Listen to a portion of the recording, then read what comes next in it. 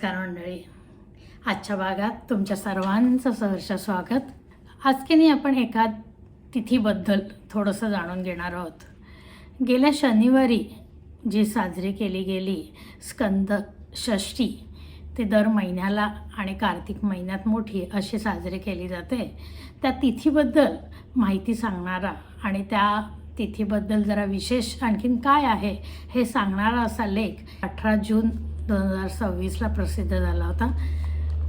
तो लेख माहितीपर वाटला आणि म्हणून मला असं वाटलं की आपल्या सर्वांशी तो शेअर करावा आणि त्या तिथीबद्दल अधिक माहिती सर्वांपर्यंत ती पोहोचू शकेल. म्हणून मग आज हा लेख आपण आणि त्या तिथीबद्दल थोडंसं जाणून घेणार आहोत. भारतीय संस्कृतीमध्ये प्रत्येक तिथीला एक विशेष असं आध्यात्मिक महत्त्व आहे. या तिथींमधलं षष्ठी ही तिथी प्रामुख्याने भगवान शिवाचे ज्येष्ठ सुपुत्र, शक्ती आणि शौर्याचे प्रतीक असलेल्या भगवान कार्तिकेय म्हणजेच स्कंद यांना समर्पित अशी मानली जाते. दर महिन्याच्या शुक्ल पक्षातील षष्ठीला स्कंद षष्ठी असं म्हणतात. दर महिन्यात ही येते, पण कार्तिक महिन्यातल्या शुद्ध षष्ठीला येणारी ही महास्कंद षष्ठी असे आणि ती अत्यंत महत्त्वपूर्ण अशी मानली जाते. आणि तो दिवस हा असुरी प्रवृत्तीवर, जीवनातील संकटांवर आणि अंतर्गत शत्रूवर विजय मिळवण्याचा उत्सव आहे असं मानलं जातं. भगवान कार्तिकेयांचे पराक्रम, त्यांचे विविध प्रांतातील स्वरूप आणि तिथीचं महत्त्व हे मानवी जीवनाला एक दिशा देणारं आहे. भगवान कार्तिकेय आणि तारकासूर यांचा वध जो झाला याबद्दल पौराणिक कथा ही अत्यंत प्रेरणादायी आहे. तारकासूर नावाच्या राक्षसाने कठोर तपश्चर्या करून ब्रह्मदेवाकडून असा वर मिळवला की त्याचा मृत्यू केवळ भगवान शिवाच्या पुत्राच्या हातूनच होऊ शकेल. शिव तपात लीन असल्यामुळे आपल्याला कोणीही मारू शकत नाही अशाच अहंकारातून तारकासुराने देवलोकांवर ताबा मिळवला. पुढे ऋषीमुनींवर अनन्वित अत्याचारही सुरू केले. देवांच्या प्रार्थनेनंतर भगवान शिव आणि माता पार्वती यांच्या दिव्य ऊर्जेतून कार्तिकेयांचा जन्म झाला. 6 कृतिकांनी यांचे अत्यंत प्रेमाने पालनपोषण केले, म्हणून त्यांना कार्तिकेय असं नाव मिळालं. शुक्ल पक्षातील षष्ठी तिथीला भगवान कार्तिकेयांनी देवांचे सेनापतीपद स्वीकारले आणि आपल्या दिव्य वेल म्हणजेच भाला या अस्त्राने तारकासूर राक्षसाचा वध केला. या अभूतपूर्व विजयामुळे त्रिलोकात पुन्हा धर्माची स्थापना झाली आणि देवांना गमावलेलं जे स्थान होतं ते परत मिळालं. हाच विजयोत्सव आणि अधर्माचा नाश झाल्याचा आनंद दरवर्षी स्कंद षष्ठीच्या रूपाने संपूर्ण भारतात साजरा केला जातो. दक्षिण भारतात विशेषतः तामिळनाडूमध्ये भगवान कार्तिकेयांना मुरुगन या नावाने अत्यंत श्रद्धाभावाने पूजलं जातं. मुरुगन या शब्दाचा अर्थच अत्यंत सुंदर, देखणा आणि चिरतरुण असा होतो. तमिळ भाषेचे आणि संस्कृतीचे आद्य रक्षक कार्तिकेयांना मानलं जातं. मुरुगन ही केवळ युद्धाचीच देवता नसून ज्ञान, करुणा, दया आणि आध्यात्मिक गुरुत्वाचेही ते प्रतीक मानले जातात.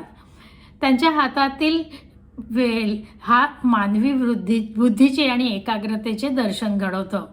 जो वरून रुंद आणि खाली तीक्ष्ण असा खोल असतो. अगदी मानवी प्रगल्भ ज्ञानाप्रमाणे मुरुगन यांच्या पूजेमध्ये कावडी अट्टम हा नृत्य प्रकार भक्तीचा अनोखा संगम आपल्याला पाहायला मिळतो, जिथे भक्त स्वतःला संपूर्णपणे ईश्वराच्या चरणी समर्पित करतात. दक्षिण भारतातील संस्कृतीत मुरुगन या लोकांच्या दैनंदिन जीवनाचा आणि अस्मितेचा एक अविभाज्य भाग आहे. कर्नाटक आणि आंध्र प्रदेश या राज्यात कार्तिकेयांना सुब्रमण्य या नावाने ओळखले जातात. सुब्रमण्य म्हणजे जे सर्वात ब्रह्म आणि ज्ञान अत्यंत सुंदर आणि सुस्पष्ट रीतीने प्रकट करते. पौराणिक कथेनुसार जेव्हा भगवान शिव आणि माता पार्वती यांनी कार्तिकेय आणि गणेश यांच्यात पृथ्वी प्रदक्षिणेची स्पर्धा लावली, तेव्हा कार्तिकेयांनी आपल्या मयूर वाहनावर बसून संपूर्ण विश्वाला प्रदक्षिणा घातली. जरी ते ही स्पर्धा तांत्रिकदृष्ट्या हरले असले तरी त्यांनी मिळवलेलं ज्ञान हे अगाध आणि ब्रह्मांड कवेत घेणारं असं होतं. सुब्रह्मण्यम हे शिवाच्या दिव्य ज्ञानाचे स्वरूप मानले जाते. ज्यांनी स्वतः भगवान शिवांना प्रणव या मंत्राचा म्हणजे ओम या गुढ शब्दाचा अर्थ समजून सांगितला. त्यामुळे शिवगुरू किंवा स्वामीनाथ असेही त्यांना म्हटलं जातं. सर्प आणि निसर्गाशी त्यांचं अत्यंत जवळचं नातं असल्याने कुंडलिनी शक्ती जागृत करणारे आणि कालसर्प दोष निवारण करणारी मुख्य देवता म्हणून प्रामुख्याने त्यांचं स्थान आहे. प्रत्येक महिन्याच्या शुक्ल पक्षातील षष्ठी तिथीला मासिक स्कंद षष्ठी असं म्हटलं जातं. प्रत्येक महिन्याच्या या तिथीचे व्रत करण्याचे विशेष आध्यात्मिक महत्त्वही आहे.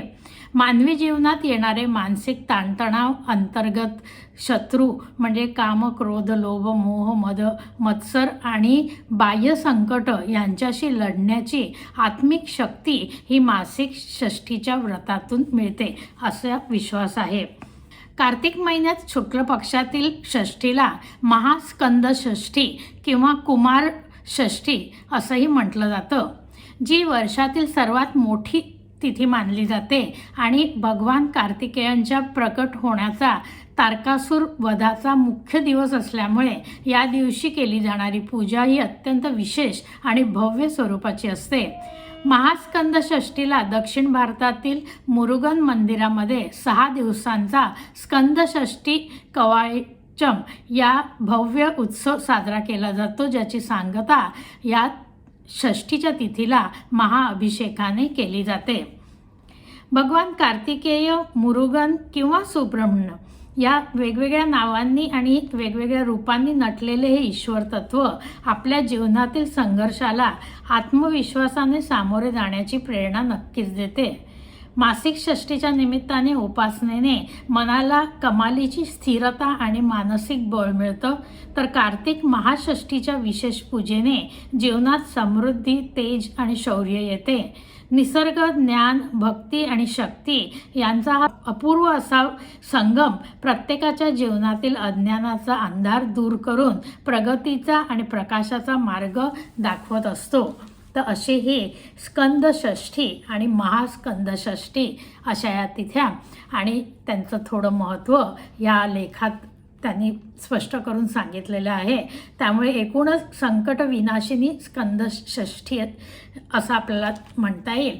आणि ही षष्ठी जी येते ती कार्तिक महिन्यातली मोठ्या प्रमाणात दक्षिण भारतात प्रामुख्याने साजरी केली जाते. तर मंडळी, ही माहिती तुम्हाला कशी वाटली? तुम्हाला हे माहिती होतं का की नव्याने कळलं की तुमच्याकडे कशी साजरी केली जाते ही स्कंद षष्ठी? याविषयी आम्हाला कॉमेंटमध्ये नक्की कळवा. आज इथे थांबूया. भेटूया नवीन भागात नवीन विषयासह. तोपर्यंत नमस्कार.